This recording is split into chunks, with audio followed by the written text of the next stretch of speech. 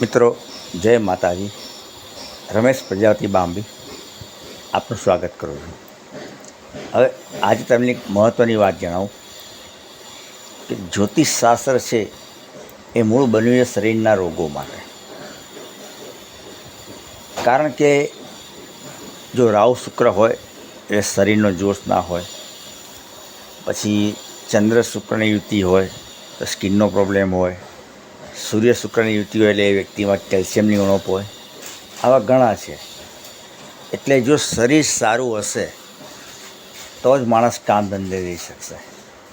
ધનવાન તો યોગ લખેલો હોય પણ શરીર સાથ ના આપે તે વ્યક્તિ કામે જઈ શકશે નહીં. માટે મૂળ છે શરીરના રોગો માટે છે. તો હવે આજે વાત કરું ડાયાબિટીસની. કે જે વ્યક્તિને ડાયાબિટીસ થયો હોય એણે 7 ગુરુવાર વડના ઝાડ ઉપર પીળા કલરનો દોરો લઈ અને 7 વાર એને ગોળ લપેટવો. આવું કન્ટિન્યુ 7 ગુરુવાર કરવાનું. આટલું કરવાથી એને ડાયાબિટીસમાં એને બહુ જ ફાયદો થશે. કારણ કે વડનું ઝાડ છે એ સૂર્ય છે અને પીળો દોરો એ ગુરુ.